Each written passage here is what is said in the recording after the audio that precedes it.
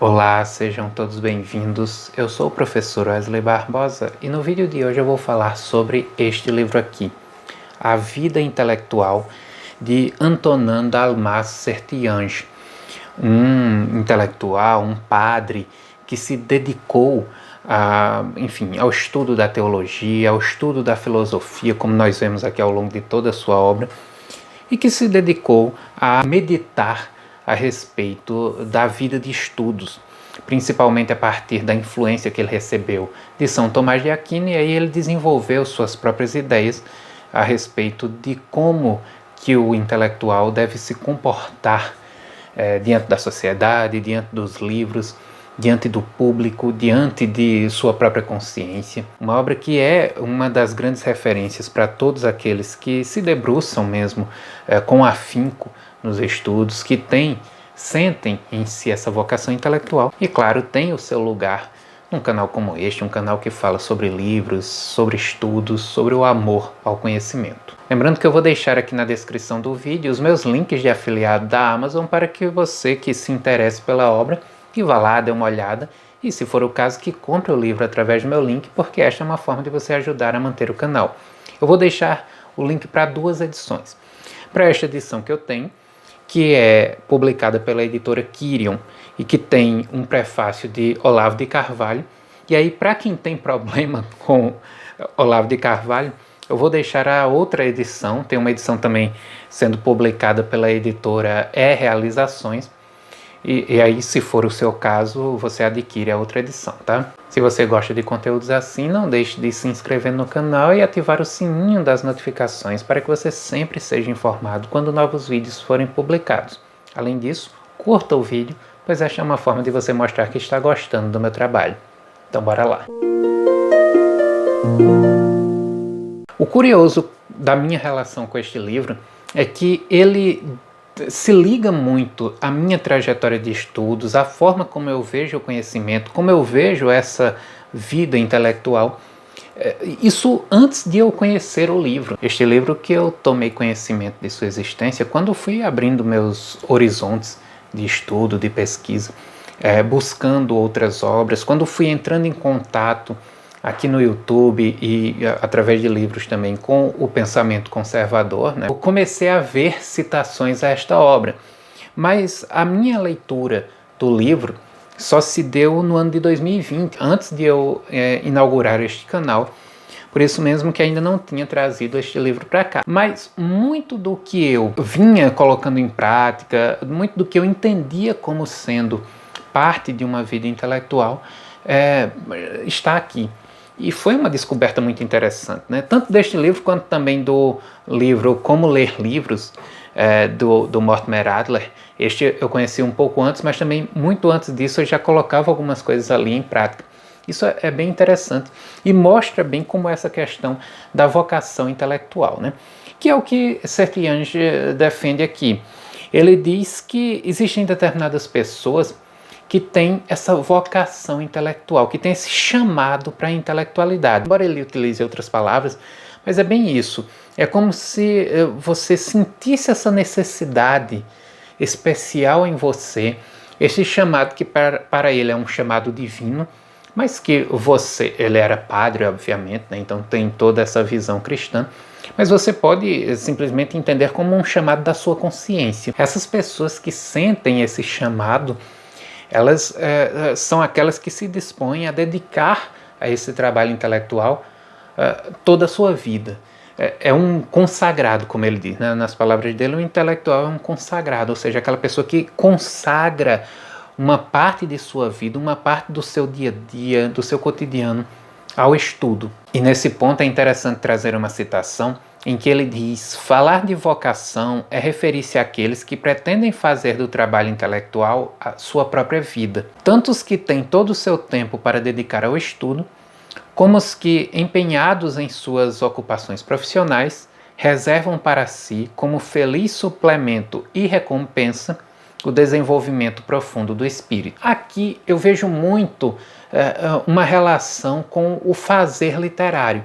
Sabe quando você vai buscar um grande mestre da literatura, um professor, um poeta, enfim, Você pergunta, como que eu sei? Eu fiz isso quando eu estava ali iniciando meus estudos em letras. Eu cheguei certa vez para um professor e perguntei, professor, como que eu sei que eu tenho vocação realmente para ser escritor? E o professor deu uma resposta que antes dele e depois dele, muitos outros já deram. Que é, olha, se você sente isso como parte fundamental daquilo que você é, se escrever para você é uma necessidade do seu dia a dia, tanto quanto a de respirar, a de comer, enfim, se você não consegue viver sem aquilo, se o tempo todo você está querendo expressar algo, escrever alguma coisa, dizer algo para alguém, você vai sentir que essa vocação está em você. E me parece que em termos de vida intelectual é mais ou menos assim. Você vai sentir quando a vida intelectual lhe chama, você vai sentir aquela luta sua contra a ignorância. Você perceber, peraí, eu sei tão pouco e eu quero minimizar isso. Você vai perceber que você não se conforma quando escuta falar de algo que você não sabe o que é, você vai buscar aprender. Você gosta de um determinado tema, de um determinado assunto e logo sente a necessidade de se aprofundar. Você tem uma curiosidade enorme para saber o que tantos grandes pensadores disseram a respeito de tudo ou a respeito de alguma coisa, né? Por alguns você vai ter o interesse de ler toda a obra, por outros apenas um ou outro livro. Enfim, quando isso acontecer, você será tocado por essa vocação intelectual e aí, enfim, né, vai começar todo um processo. Como ele diz aqui mesmo, né, vale também ler essa citação, a vida de estudos é austera e impõe pesadas obrigações. Ela recompensa, e largamente, mas requer uma dedicação de que poucos são capazes. E aí o livro de Sertiange ele é realmente dedicado a essas pessoas, que você deve imaginar que são poucas, realmente. Para mim isso não é um problema. Tem gente que se incomoda com isso, tem gente que gostaria de ver utopicamente toda uma sociedade de intelectuais. Isso é impossível, isso é desnecessário. Tá? É muito coisa de vocação. Do mesmo jeito que tem uma vocação para o esporte, tem uma vocação para a política, tem uma vocação para o estudo. Eu sou totalmente tranquilo com relação a isso. E sei que somos poucos, né? Quem realmente se dedica ao estudo aprofundado, nós somos poucos, nós somos ilhas. É difícil você conseguir formar um arquipélago. Você vai ver que os conselhos que ele dá aqui são todos pensando nessa vida intelectual. Mas calma, embora todo esse esforço seja necessário, Sertiange ele vai dar aqui uma opinião muito importante com relação ao tempo de estudo. Tem gente que pensa que para se ter uma vida intelectual, para se ter uma vida de estudos, inclusive até para passar no concurso público, você deve dedicar horas e mais horas do seu dia. Quando eu comecei a estudar para concurso, né, lá quando eu terminei a graduação em 2010, aí 2011 e tal, eu comecei a buscar umas opiniões no YouTube, enfim, em sites. E eu comecei a me assustar um pouco, porque eu via que tinha gente que dizia que estudava 10 horas por dia, 20 horas por dia, 40 horas por dia. E eu dizia, ora, mas peraí, eu não vou viver, eu não vou trabalhar, eu não vou conseguir. E com o tempo eu fui me dedicando, adquirindo conhecimento, amadurecendo enquanto estudante e fui vendo que não é nada disso, tá? Muita gente, claro, fala da boca para fora e muita gente simplesmente realmente dedica horas e mais horas do seu dia a estudar, mas porque não sabe aproveitar tão bem o tempo de estudo. Eu já disse aqui a algumas pessoas no canal que chegaram qual o tempo ideal de estudos para você passar no concurso. Não existe isso, gente. Eu sempre digo que no meu caso eu dedico ao estudo todo o meu tempo vago. Isso não quer dizer que você vai abdicar do seu lazer, da sua diversão, dos seus passeios, da sua família. Entendam que, como tempo vago, eu coloco aqui o tempo que se exclui da minha atividade de trabalho, minha obrigação enquanto servidor público, enquanto professor, e o tempo que eu dedico à minha família, minha obrigação enquanto pai e enquanto esposo. As primeiras necessidades que eu devo suprir no dia a dia são essas. O meu tempo vago, e aí na dedicação à família, existe o tempo para o lazer, o tempo para os passeios em família, tudo aquilo. Então percebam, eu não retiro o lazer, a diversão, a família, o estar junto da minha vida. Eu os deixo dentro de um determinado tempo.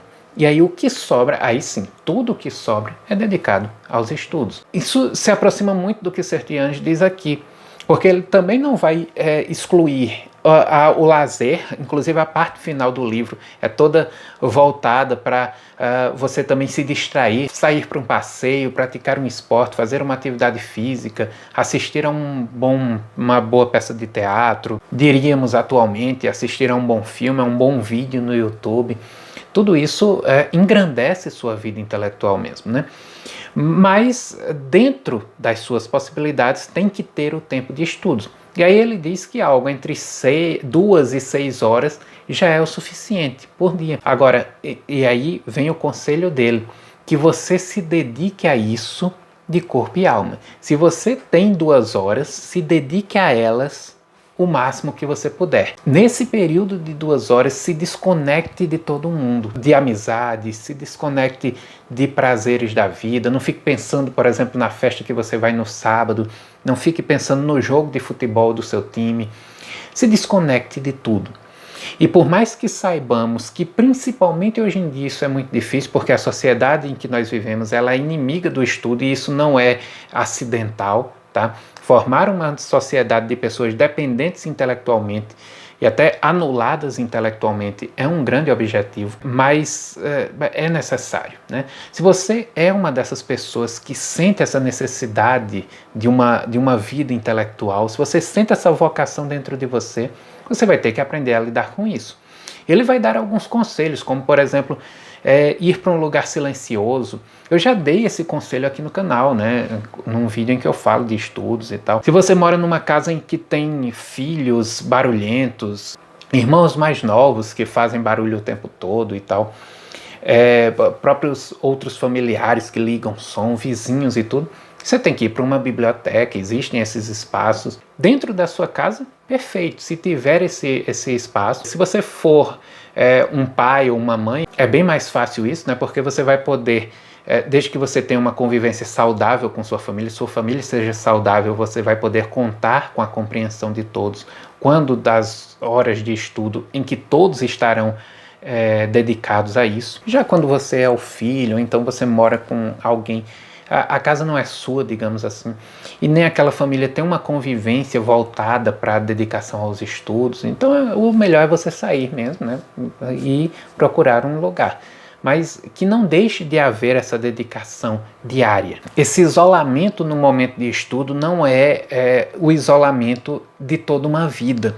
Não pense que o intelectual será aquele modelo de ser humano que se afastou do mundo, se afastou da convivência com as pessoas, que se tornou recluso. Existem alguns escritores que até encarnam essa figura, esse personagem. Mas isso não é saudável sob nenhum ponto de vista, muito menos a quem pretende realmente uma vida intelectual. E ele diz aqui, o intelectual não é um isolado, ele colhe do mundo, ele se relaciona, ele aprende com o contato com os outros e tal. Então, saiba medir. O momento de estudo, essas 2 horas, 3 horas, 4, 6 que você dedica ao seu estudo, é um isolamento. Mas a sua vida não pode ser isolada. É claro que você vai evitar determinadas coisas, né? Se para ter esse tempo de estudo, você trabalha o dia todo, você só tem as noites e os fins de semana, e você quer estudar, você vai ter que passear menos, você vai ter que visitar menos os amigos e vai ter que escolher quais as visitas que são proveitosas ou não. Você vai ter que escolher os lugares. Nesse fim de semana eu vou a uma festa, no próximo não. Agora, é lógico que conversar com sua família, você primeiro deve entender que sua família, seu esposo, sua esposa, seus filhos, seu irmão, seu pai, sua mãe, eles não têm obrigação de se tornarem intelectuais, de acolher uma vida intelectual, mas você pode conversar com eles para que eles sejam companheiros seus, colaboradores seus na sua trajetória intelectual. É lógico que aqui nós temos um livro de um cristão e de um padre. Então, muito do que ele vai falar aqui diz respeito a uma visão para uma vida consagrada a algo maior. Esse algo maior é primeiramente Deus, tá? E também a verdade. Essa verdade se liga a Deus e tal. Então você é um consagrado em 2 níveis. Um consagrado à verdade num plano terreno e um consagrado a Deus num plano transcendental. Wesley, eu sou um ateu. Eu posso colher dessa obra alguma coisa? Claro que pode, né? Eu acho o seguinte, se você não tem a maturidade suficiente para aceitar ler um livro que não corresponde a tudo que você pensa e que você não está disposto a aceitar o outro professar sua fé, a vida intelectual já não é para você, com todo respeito, mas é verdade. Assim eu não leria, por exemplo, Omar Khayyam, que é uma das grandes influências minhas na poesia, um autor que eu admiro muito, que fala em Allah o tempo todo, Allah, Allah, e eu teria o maior preconceito, porque não é Allah, é Deus, é Jeová e tal. Não, né, gente? Pelo amor de Deus. Aceitar o argumento do outro, e ainda que não concordemos com tudo, que aceitemos essa forma de argumentar como válida, é parte da vida intelectual. Inclusive, Sertiange, ele também fala aqui, ele fala dessa visão plural, de ler também o que pensa diferente de você. Algo que também é uma coisa que eu sempre adotei. Aliás, sempre não, né? Eu sempre tive à disposição, mas não adotava porque não tinha o conhecimento. Depois da minha formação universitária, que eu fui, por acidente, pesquisando filosofia aristotélica, entrei em contato com canais de viés conservador, e aí fui entrando em contato com indicações de obras e lendo, e aí eu fui abrindo meus horizontes de pesquisa, também em direção ao espectro conservador. Isso foi muito importante para mim. E eu defendo isso aqui, eu já disse para vocês várias vezes que o quanto que eu colhi dessa pluralidade que é a minha biblioteca, o quanto que eu colhi dos marxistas, o quanto que eu colhi dos cristãos, das mais variadas vertentes, né? Eu que sou católico, mas também dos protestantes, dos conservadores, grandes conservadores, como Roger Scruton, Russell Kirk, Istvan Meszaros, Paulo Freire, o próprio Marx, no outro extremo. Eu penso muito nessa abertura para a pluralidade de conhecimento, sem nunca me filiar a nenhuma das vertentes, que eu, pelos exemplos que eu vejo, de um modo geral, eu vejo que as pessoas elas se tornam muito fechadas para o outro, quando elas se filiam a uma vertente. Então, sem nunca me filiar, mas lendo de tudo, principalmente nos últimos 8 anos, sempre afastando os radicalismos, mas escolhendo o melhor que elas têm a oferecer. Isso engrandece demais a gente. Então, alguns conselhos que ele vai dar aqui: manter a dedicação à oração, ter uma vida consagrada a Deus. Você pode substituir essas coisas, você sendo um ateu, ou você sendo de uma outra religião, candomblé, hinduísmo, seja lá o que for, islamismo. Você pode substituir pelos elementos da sua crença ou da sua não crença, né? O ateu aí colocar uma meditação no lugar da oração. O importante é que você colha daqui os conselhos bons que a obra tem a trazer. Mas o livro de Sertiange, ele não fica só nessa parte mais filosófica, ele vai para alguns conselhos práticos em relação à organização do trabalho, como que você deve buscar aquilo que vai ler, né? E aí ele fala dessa necessidade de ter um olhar plural, não sair lendo de tudo, porque algumas coisas vão ser descartáveis. Então, ter algumas referências. Ele até fala que em cada área você deve ter umas 3 ou 4 referências. Aqueles autores que serão o seu grande norte. Isso é muito do que eu também coloco em prática. Eu já falei aqui para vocês que eu trabalho com a noção de paideuma, que eu colhi aqui da obra ABC da Literatura, de Ezra Pound, em que ele estabelece um paideuma para a literatura. Ou seja, aquelas obras que servem de norte para que alguém entenda o que é que já se produziu em literatura e por que essa arte é tão bela. Eu aproveitei isso para o âmbito dos estudos e estabeleci o conceito de paideuma dentro da área teórica. E eu tenho dentro de cada área o conjunto de pensamentos, o conjunto de ideias e o conjunto de autores que servem para que eu tenha um norte a seguir naquilo ali e que eu possa também indicar para algumas pessoas como obras básicas. Então eu tenho meu paideuma dentro da crítica literária, dentro da linguística, dentro da filosofia, dentro da literatura brasileira e estrangeira, sem utilizar o mesmo conceito, claro, mas é muito do que Sertiange coloca aqui, para que você selecione as boas obras, aquelas que vão te guiar. Algumas obras vão ser apenas obras de consulta, enquanto outras serão o grande caminho sobre o qual você vai dar seus passos na sua trajetória intelectual. Ele também vai falar de notas, como você deve fazer suas anotações, vai apontar algumas coisas, né? Ele diz que cada um vai seguir seu próprio caminho, né? Você vai aperfeiçoando com o tempo, você vai colhendo de um, de outro, e vai aperfeiçoando, é bem uma verdade. Enfim, mas ele dá alguns direcionamentos aqui que você deve tomar, como que deve ser o momento de escrita, o momento de produção mesmo, né? Pensando aqui no intelectual que quer produzir alguma coisa, né? Mas eu poderia dizer, para aquele que quer adquirir uma vida intelectual, quer se dedicar a uma vida intelectual, para ter um canal no YouTube, para dar aulas, né? Enfim. Ou seja, o momento em que você vai colocar aquilo ali em prática. E aí ele vai pregar como principal ideia aqui a simplicidade.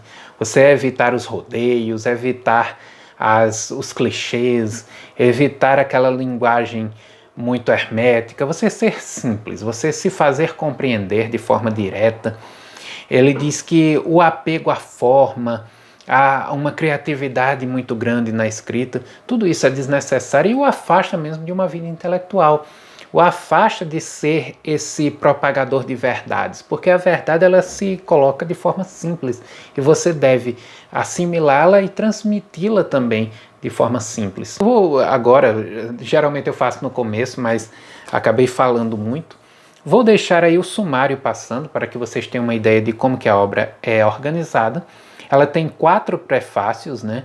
O primeiro, o prefácio à edição brasileira, é de Olavo de Carvalho, nessa edição da Quirion, mas nós temos outros 3 prefácios do próprio Sertiange, a terceira edição, a segunda edição e o prefácio mesmo da primeira edição da obra. Depois os capítulos divididos em a vocação intelectual e como que ele vê o indivíduo que nasceu com essa vocação, essa história da consagração à vida intelectual, mas ao mesmo tempo sem se isolar do mundo, as virtudes de um intelectual cristão, e aí cada um que adapte a sua realidade, né? A disciplina do corpo, que também é importante, né? Você não abandonar sua saúde, a organização da vida, o tempo do trabalho, né? Trabalho permanente, trabalho noturno, as manhãs e as noites. Ele vai falar de cada um desses tipos de trabalho e os pontos positivos de cada um, né? O que você colhe à noite, o que você colhe de manhã, quando se dedica a essa atividade. Ele vai defender o tomismo como o quadro ideal do saber, até porque Sertiange ele é influenciado por uma nova visão do tomismo, né? Uma reabertura para o tomismo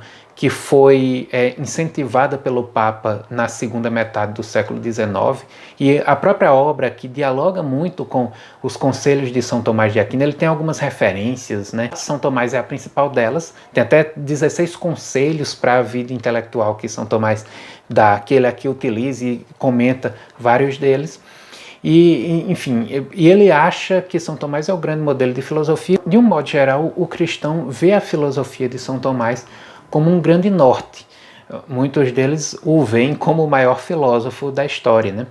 Eu não conheço a fundo a filosofia de São Tomás, inclusive quero conhecer a Suma Teológica. É uma obra que vai ser necessário que eu a dedique um grande tempo de meditação, mas pretendo adquiri-la em breve e planejar como vai ser esse meu contato com a obra, porque certamente é uma leitura que vale a pena. Mais para frente, o espírito de trabalho, né, vai falar sobre a investigação, a submissão à verdade, você ser devotado à verdade, é um dos nortes desta obra aqui. A preparação do trabalho, assim como lá mais na frente o trabalho criador, são partes fundamentais dessa obra, né? É aqui onde você vai ver grandes conselhos para o seu dia a dia mesmo de estudo. A questão da leitura, o ler pouco, e aí você pode pensar que ele se contradiz em relação a algumas ideias, mas não. É no sentido realmente de escolher as leituras que valem a pena você se dedicar mais. Essa questão de ter sempre uma postura conciliatória em relação às opiniões discordantes. O trabalhador e o homem é a última parte da obra, em que ele vai realmente falar que o intelectual não deve se dissociar do seu lado humano, não deixar de descontrair, não deixar de gozar as alegrias da vida, a beleza do mundo. E o livro termina com os 16 conselhos de São Tomás de Aquino para adquirir o tesouro da ciência, alguns desses conselhos que ele próprio aí vai desenvolvendo ao longo da obra. Então é isso, eu espero que vocês tenham gostado do vídeo, espero que tenham saído deste vídeo com o interesse de ler a obra, de conhecer esta importante obra, que como o próprio objetivo fica bem claro, Não é para todo mundo, porque essa vocação não é necessariamente uma vocação geral, mas que você pelo menos tenha, primeiro, a curiosidade de saber os conselhos aqui colocados e, claro, né, se você sente esse chamado para o conhecimento em você, se isso é fundamental para você, se faz parte de quem você é, aqui você vai encontrar conselhos essenciais para essa sua trajetória, que há de ser longa, há de ser muitas vezes difícil, não é fácil mesmo, tá? Mas que, enfim, vale muito a pena e é muito enriquecedora. Se você gostou do vídeo, não deixe de comentar. Como eu sempre digo, a participação de vocês é fundamental. Eu agradeço muito pela audiência e até o próximo vídeo.